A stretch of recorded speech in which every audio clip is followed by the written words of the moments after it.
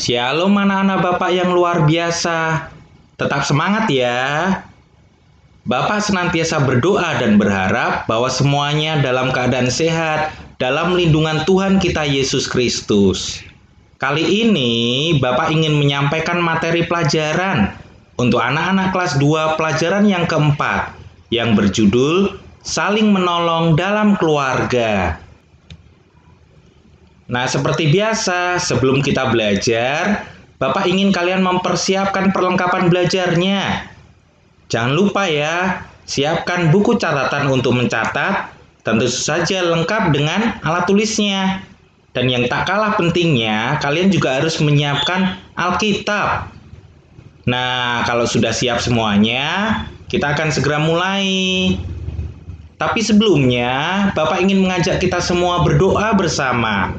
Ayo kita berdoa, sikap berdoa yang baik. Kita berdoa ya. Tuhan Yesus, saat ini kami ingin memulai pelajaran. Kiranya Roh Kudus menolong kami, supaya kami bisa mengerti materi ini. Terima kasih Tuhan Yesus. Haleluya. Amin. Nah, anak-anak Bapak semuanya, tema kita atau materi kita hari ini yaitu saling menolong dalam keluarga. Itu ada di halaman 45 sampai 54 di buku cetak. Jika anak-anak belum mempunyai buku cetaknya, anak-anak bisa download pada link deskripsi di bawah ya. Bapak sertakan itu link untuk mendownload bukunya, sehingga kita bisa belajar bersama-sama. Anak-anakku semuanya, sebelum kita melangkah lebih lanjut, lebih jauh lagi di dalam materi ini, Bapak ingin kita menyanyi bersama-sama. Judul pujiannya adalah Kita Kerja Sama-sama.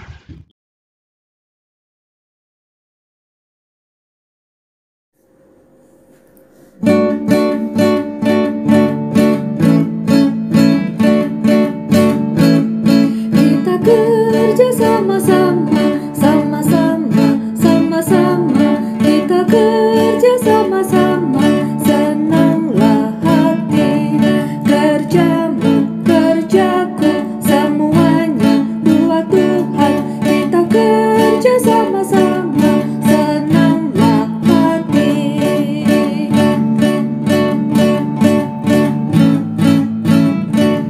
Kita kerja sama-sama, sama-sama, sama-sama. Kita kerja sama-sama, senanglah hati. Kerjamu, kerjaku, semuanya dua Tuhan.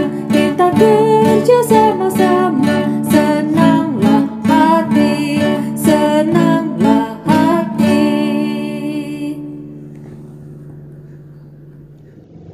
Nah, bagus kan lagunya?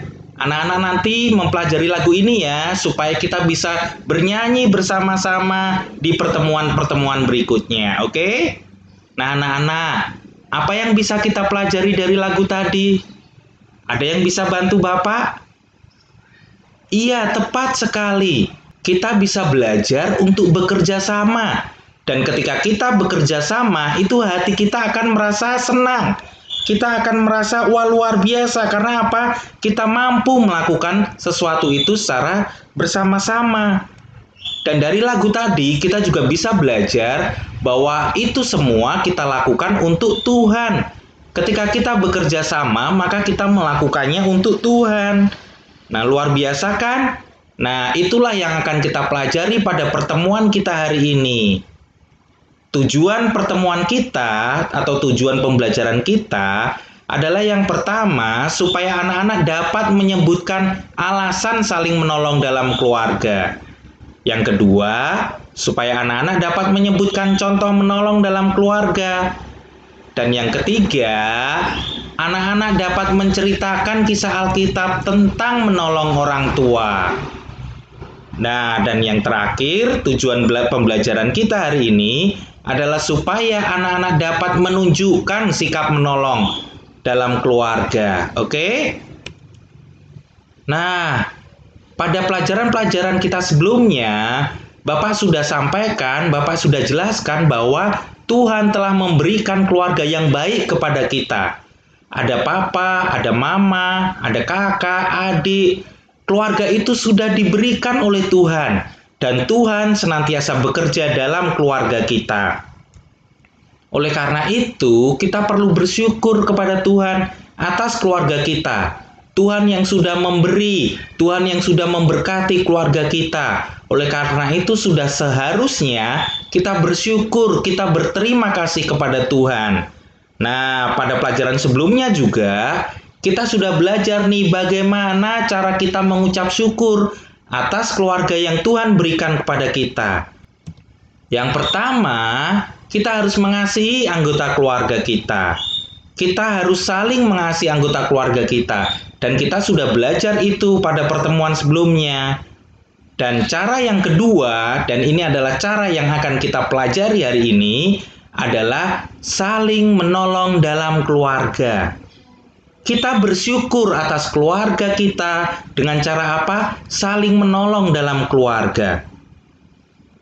Bapak mau tanya nih, pernahkah anak-anak semuanya itu menolong ayah, ibu, kakak, atau adik di rumah? Ayo, siapa yang pernah menolong ayahnya? Siapa yang pernah menolong ibunya? Atau siapa yang pernah menolong kakak atau adiknya? Ayo angkat tangan. Wah, luar biasa semuanya. Semuanya hebat-hebat, sudah menolong, sudah saling tolong-menolong di rumah ya. Pertahankan kalau itu sudah anak-anak lakukan. Contohnya seperti ini nih. Apakah anak-anak sudah pernah menolong ibu ketika ibu memasak di dapur? Ya kan? Sebagai contoh nih, digambar nih. Ada ibu sedang memotong-motong mentimun. Dan kakak membantunya, sedangkan adik, wah, sibuk mengaduk selada, pastinya enak nih. Ini adalah gambaran saling tolong-menolong. Ya kan? Atau nih, setelah anak-anak makan, siapa yang mencuci piringnya setelah menggunakan? Setelah dipakai untuk makan, piring, gelasnya siapa yang mencuci sendiri? Wah, luar biasa nih anak-anak semuanya. Kita perlu ya saling menolong, kan kasihan. Ibu sudah memasak buat kita semua, sudah sepantasnya kita juga bisa menolong ibu. Atau membantu ayah nih mencuci mobil. Siapa yang suka melakukannya sambil bermain berbasah-basahan, ya kan? Ayo siapa? Bagus semuanya.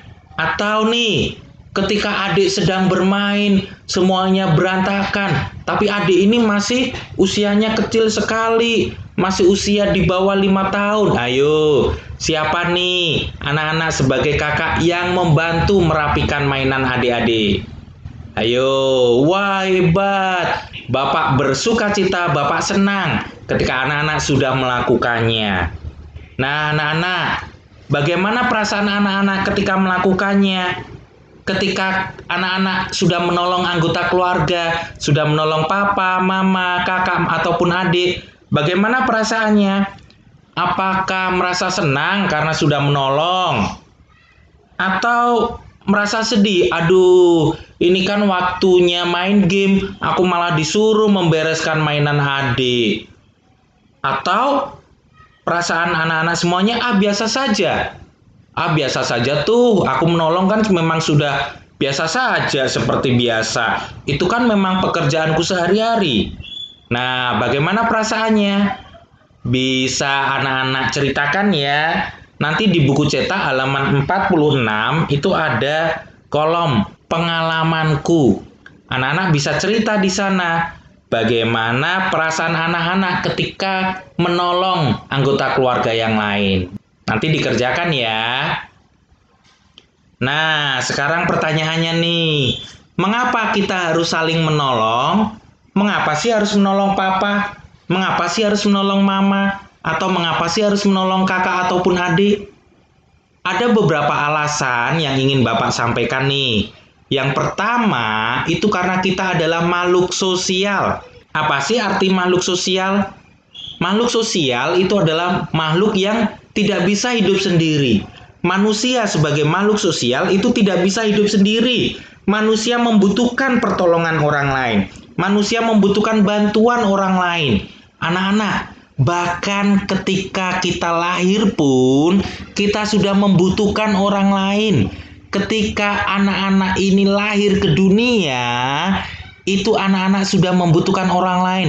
Yang benar, Pak. Iya, anak-anak sudah membutuhkan siapa coba? Dokter, ya kan? Sudah membutuhkan mungkin bidan yang membantu melahirkan, atau dokter kandungan dan juga dokter anak, ya kan? Tuh, anak-anak membutuhkan bantuan mama dan lain sebagainya. Ketika anak-anak sudah mulai bertumbuh, anak-anak membutuhkan bantuan mungkin tukang jahit baju, mungkin petani, ya kan, yang menanam beras supaya kita bisa makan nasi, ya kan. Nah, kita membutuhkan orang lain, kita makhluk sosial. Allah sudah menciptakan kita supaya kita bisa saling melengkapi satu sama yang lain, supaya kita saling menolong satu sama lain, ya kan. Oleh karena itu, kita perlu memang saling tolong menolong di dalam anggota keluarga, sesama anggota keluarga ini. Dan yang kedua, mengapa sih kita harus saling tolong menolong? Karena itu adalah perintah Tuhan. Itu adalah perintah Allah. Alkitab mencatat di dalam Galatia pasal 6 ayat yang kedua, di sana dikatakan bertolong-tolonglah menanggung bebanmu. Demikianlah kamu memenuhi hukum Kristus.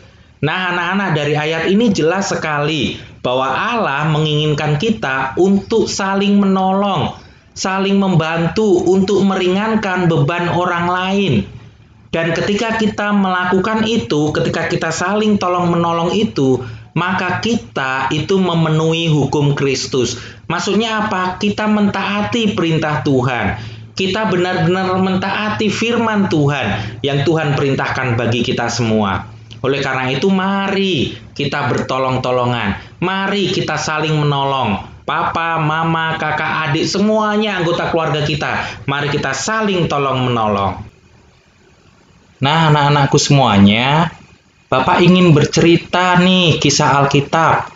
Kisah ini terambil dari Yohanes pasal 2 ayat 1 sampai 11. Judulnya adalah Perkawinan di Kana. Dengarkan ya cerita Bapak. Kana itu adalah sebuah kota di dataran tinggi Galilea.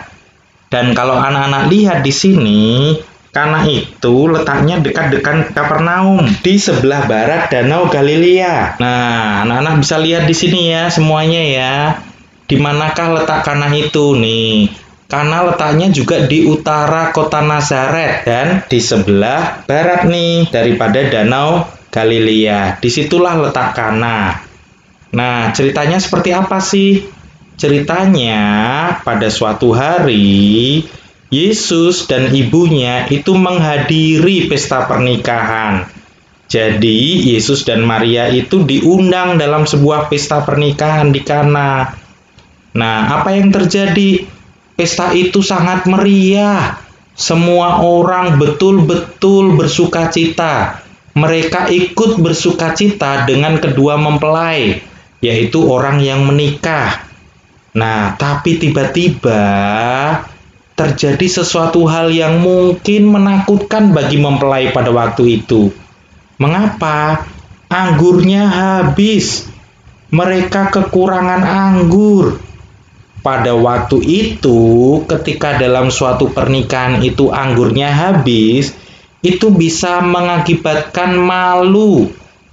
Mempelai-mempelai dan juga keluarganya itu merasa malu sekali ketika mereka tidak bisa menghidangkan anggur lagi. Oleh karena itu tentu saja hal ini menyebabkan apa? Pemimpin pestanya juga khawatir, juga takut. Tetapi Ibu Yesus melihat apa yang terjadi. Dan Ibu Yesus berkata kepada Yesus, mereka kehabisan anggur. Jadi Ibu Yesus ini menginformasikan masalah itu kepada Yesus. Lalu, apa yang terjadi? Yesus menyuruh para pelayan untuk mengambil 6 tempayan air yang biasa dipakai untuk pembasuhan menurut adat orang Yahudi. Dan Yesus menyuruh tempayan-tempayan ini itu diisi dengan air. Nah, coba perhatikan di situ. Akhirnya apa yang terjadi? pelayan-pelayan itu mengikuti perintah Yesus. Mereka mengisi tempayan-tempayan itu dengan air, bahkan sampai isinya penuh. Lalu Yesus juga berkata, "Sekarang cedoklah dan bawalah kepada pemimpin pesta." Lalu mereka pun membawanya. Dan setelah pemimpin pesta itu mengecap air yang ternyata berubah menjadi anggur, ia ini tadinya tidak tahu dari mana datangnya. Tetapi para pelayan tahu, ya kan? Dan pemimpin pesta ini akhirnya memanggil mempelai laki-laki. Jadi pemimpin pesta ini memanggil mempelai laki-laki. Dan apa katanya? Dia berkata seperti ini. "Setiap orang menghidangkan anggur yang baik dahulu, dan sesudah orang puas minum, barulah yang kurang baik. Akan tetapi, engkau menyimpan anggur yang baik sampai sekarang." Perhatikan, pemimpin pesta itu memuji mempelai, bahwa mempelai itu memberikan anggur yang terbaik, bahkan paling baik, super baik. Dan semua orang itu juga memuji kualitas anggur tersebut. Dan tentu saja ini semua menyenangkan mempelai dan keluarganya, ya kan? Dan anak-anak, inilah mujizat pertama yang dilakukan Yesus. Jadi Tuhan Yesus itu melakukan keajaiban, melakukan mujizat yang pertama, itu adalah mengubah air menjadi anggur. Dan mujizat yang Yesus lakukan ini, itu telah menolong keluarga yang pesta. Mereka menjadi tidak malu karena kehabisan air anggur. Nah, anak-anakku semuanya, apa sih yang bisa kita pelajari dari cerita ini? Yang bisa kita pelajari dari cerita ini, ternyata apa? Ternyata Tuhan Yesus itu menolong. Dan ini kalau boleh dibilang, ini bagaimana antara ibu yaitu Maria dan juga Tuhan Yesus itu saling tolong menolong. Ya kan? Dan melalui cerita ini kita juga bisa belajar dari Yesus yang menunjukkan kasih-Nya dengan menolong keluarga mempelai yang kekurangan minuman anggur, dengan membuat sebuah mujizat. Dan sikap kasih yang ditunjukkan oleh Yesus itu dapat juga menjadi teladan bagi kita semua. Oleh karena itu, kita juga perlu nih saling menolong dalam keluarga. Kita harus saling membantu dalam keluarga. Mengapa? Kalau kita kembali ke pelajaran tadi, karena kita memang perlu saling bahu-membahu, perlu saling tolong-menolong sebagai makhluk sosial. Kita butuh orang lain dan orang lain butuh kita. Dan saling menolong itu juga perintah Tuhan yang harus kita lakukan. Nah, anak-anak, Bapak ada nih beberapa contoh di mana kita bisa saling menolong dalam keluarga. Ini hanya beberapa contoh ya. Sebenarnya ada banyak sekali contoh-contoh, tetapi Bapak ingin menampilkan nih beberapa contoh saja di antaranya. Coba kita perhatikan yuk. Yang pertama, ada gambar ibu sedang membuat kue. Nah, apa yang bisa kita lakukan untuk menolong ibu? Betul, kita bisa mengambilkan telur buat ibu. Kita bisa membawa keranjang itu, kemudian memberikan telur kepada ibu, sehingga ibu bisa membuat kue dengan baik. Wah, anak-anak hebat loh di dalam menjawabnya. Nah, selanjutnya gambar apa ini? Ini adalah gambar bagaimana ayah sedang memasang figura atau memasang foto di dinding. Nah, yang menjadi pertanyaan, apa yang bisa kita lakukan untuk membantu ayah?